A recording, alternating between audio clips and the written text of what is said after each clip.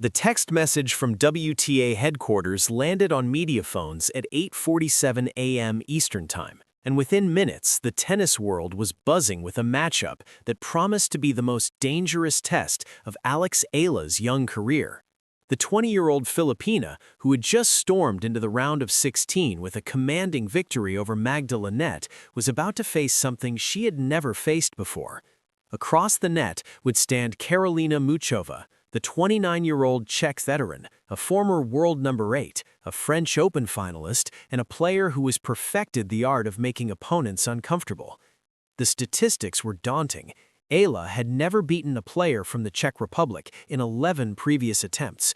Muchova was on a 16-3 run in 2026, fresh off a WTA 1000 title in Doha. And as the two players prepared to collide on the iconic blue courts of Hard Rock Stadium, the question on everyone's lips was simple. Could Eala finally break the Czech curse? Or would Muchova, with her surgical shot-making and tactical brilliance, expose the one weakness that has haunted the Filipina sensation throughout her career? Before Eala could even think about Karolina Muchova, she had to confront a statistic that had followed her like a shadow throughout her career. The 20-year-old Filipina had faced players from the Czech Republic 11 times on the WTA Tour. She had lost all 11 matches. The streak was as baffling as it was brutal. It included losses to some of the biggest names in Czech tennis: Linda Noskova at Indian Wells just weeks earlier, Barbora Krejcikova in Wimbledon, Ekaterina Alexandrova in Abu Dhabi, but it also included losses to players ranked well below her, like Teresa Valentova, a 19-year-old who had beaten Eala twice in the span of 6 months. Eala was aware of the streak. She didn't talk about it publicly, but it sat in the back of her mind like an unresolved puzzle. What was it about Czech players that gave her so much trouble? The answer, analysts suggested, lay in the Czech tennis philosophy. The country has produced some of the most technically complete players in the world, from Martina Navratilova to Petra Kvitova to Karolina Pliskova. Czech players are taught to mix spins, change pace, and use the entire court. They don't rely on one weapon, they rely on making you uncomfortable. Muchova was the embodiment of that philosophy. At 29, she had built a game around variety: heavy topspin forehands, sliced backhands, delicate drop shots, and an uncanny ability to read opponents' intentions. She wasn't the biggest hitter on tour, but she might be the most unpredictable. Muchova is one of the most complete players on the women's tour, one analyst noted. She has no real weakness. She can beat you from the baseline, she can beat you with the net, she can beat you with spins and angles. For a player like Eala, who relies on rhythm and timing, Muchova is a nightmare. The Czech curse had to end sometime, but against Karolina Muchova, the most experienced, most accomplished Czech player she had ever faced, the odds seemed stacked against her. If anyone understood the weight of expectations, it was Karolina Muchova. 3 years ago, she was ranked number 8 in the world, coming off a French Open final where she pushed Iga Świątek to 3 sets and a US Open semifinal where she outlasted Aryna Sabalenka. She was on the verge of becoming a Grand Slam champion. Then her body betrayed her. Wrist surgery, months of rehabilitation, rankings that tumbled outside the top 100. There were moments, she later admitted, when she wondered if she would ever play competitive tennis again. But Muchova didn't quit. She rebuilt her game, her body, her confidence. And in 2026, she returned to the top of the sport with a vengeance. Her season had been nothing short of spectacular. She reached the semifinals in Brisbane, losing only to world number 1 Aryna Sabalenka. She pushed Coco Gauff to the brink at the Australian Open before falling in the 4th round. She beat Elena Rybakina, the world number 2 and Australian Open champion, in the quarterfinals of Indian Wells before losing to Iga Świątek. And then came Doha. In February, Muchova captured the biggest title of her career, defeating rising star Victoria Mboko in straight sets to win the WTA 1000 Qatar Open. It was her second career singles title, 10 years after her first, and it announced to the tennis world that the comeback was complete. Now, seeded 13th at the Miami Open, Muchova was playing with the confidence of a woman who had nothing left to prove. She had already dispatched Camila Osorio and Katie Bolter in straight sets to reach the fourth round. Her record for the year stood at an impressive 16-3. She was, by every measure, the most dangerous player Eala had faced since Iga Świątek in Miami last year. "She's obviously a great player and is doing really well," Eala said of Muchova before their match. "A couple of years back, I watched one of her finals and I was really impressed. To be put in a position to compete against her is a real privilege and gonna be a test for sure." A test. Eala knew exactly what she was walking into. Before she could even think about Muchova, Eala had to survive 2 matches that tested every ounce of her resilience. Her first test came against Laura Siegemund, the 38-year-old German veteran known for her crafty tactics and ability to disrupt rhythm.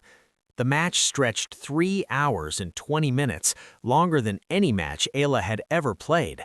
Siegemund used every trick in the book: delays, complaints, gamesmanship that would have broken lesser players, but Eala refused to break. After dropping the first set in a tiebreak, she rallied to win the next 2 6-3, 6-3, proving that her mental strength had grown as much as her tennis. Next came Magda Linette, a Polish veteran who had reached the semifinals of the Australian Open in 2023 and was playing some of the best tennis of her career. The match was tight throughout, with Eala winning the first set 6-3 and edging the second in a tiebreak 7-6.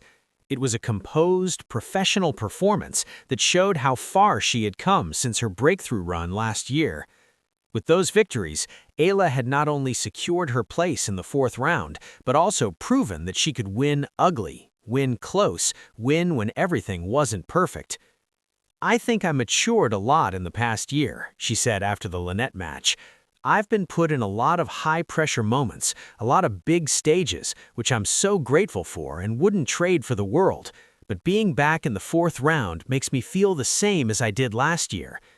The difference, of course, was that last year she was an unknown wild card playing with house money.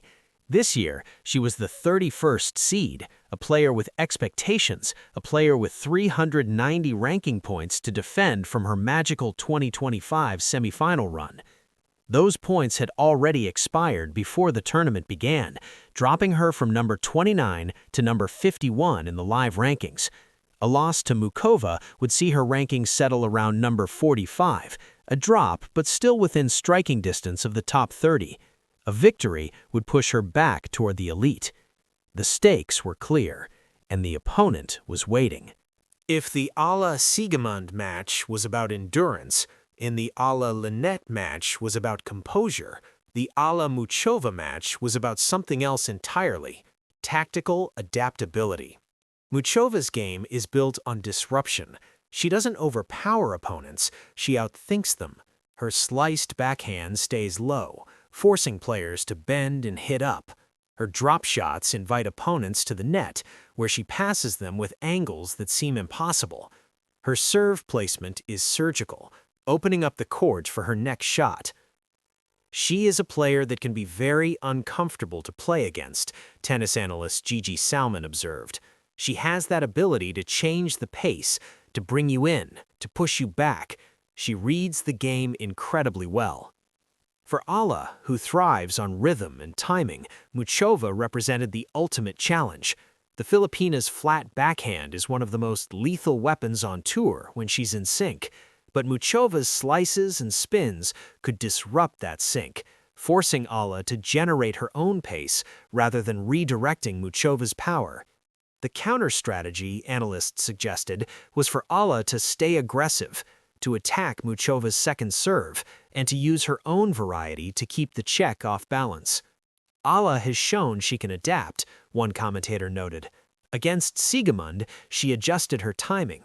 Against Linette, she stayed patient. Against Muchova, she'll need to do both and more.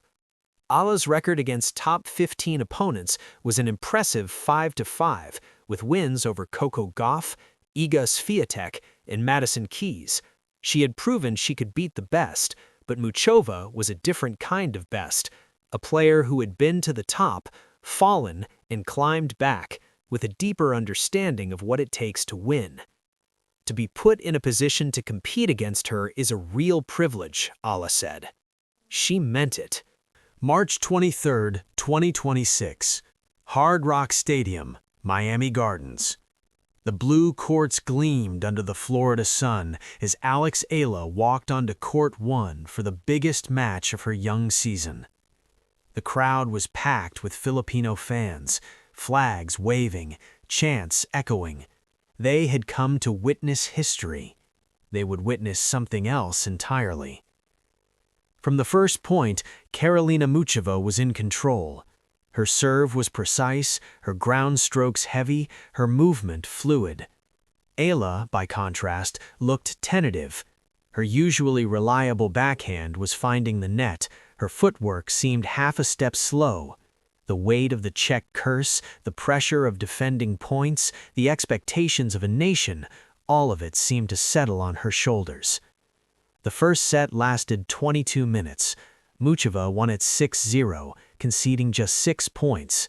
Eala didn't reach game point until the third game of the second set. The second set was more competitive. Eala finally held serve at 4-1, letting out a roar that seemed to release weeks of tension. She saved 3 match points, fought for every point, refused to let the double bagel happen. But Muchova was too strong, too experienced, too precise. After 60 minutes, the match was over. Final score 6-0, 6-2.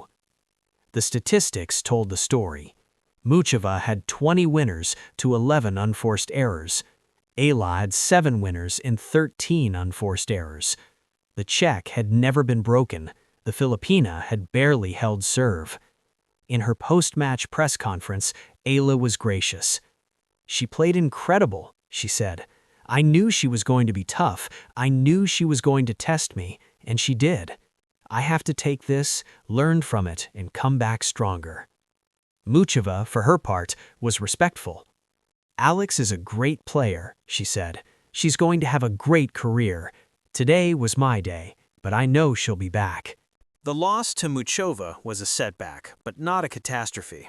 Eala would leave Miami with 120 ranking points, far fewer than the 390 she earned last year, but enough to keep her inside the top 50. Her projected ranking would settle around number 45, a drop of 16 spots from her career-high number 29, but still a testament to the progress she had made over the past year. More importantly, she had proven she could win matches at a WTA 1000 event, that she could handle the pressure of being a seeded player, that she belonged in the conversation with the sport's elite. The Czech curse remained unbroken, 0-12 now. But Eala had faced the best the Czech Republic had to offer, and while she had lost, she had also learned. The clay season was next: Madrid, Rome, Roland Garros, the surface where Eala had trained at the Rafa Nadal Academy, where she had won her first professional titles, where she might finally break through. "I'm going to take a few days," she said after the loss. "Then I'll be back on the court. There's a lot to work on, a lot to improve, but I'm excited for what's next." The fans who had packed the stadium for her matches would follow her wherever she went. They had seen her win, and they had seen her lose. They had seen her fight, and they had seen her fall, but they had never seen her quit. Alex Eala would be back. The most dangerous match yet had come and gone, but the journey was far from over. The WTA announced the matchup that everyone had been waiting for: Alex Eala versus Karolina Muchova, the most dangerous test of the Filipina's young career. It was a clash of styles, a battle of generations, a chance for Eala to finally break the Czech curse that had haunted her since she turned pro. In the end, Muchova was too strong, too experienced, too precise. She won in 60 minutes, 6-0, 6-2, ending Eala's Miami Open run and extending her record against Czech players to 0-12. But the loss was not the end of the story. Eala leaves Miami with 120 ranking points, a projected ranking of number 45, and a year's worth of lessons that will fuel her through the clay season. She has proven she belongs on the biggest stages. She has proven she can beat the best, and she has proven that no matter how many times she falls, she will always get back up. The most dangerous match yet is behind her. The next one is waiting. What's next for Eala after Miami? Drop your thoughts in the comments below. Subscribe to Rally Radar now for daily WTA news, match breakdowns, and stories that go beyond the scoreline. Because at Rally Radar, every day is match day.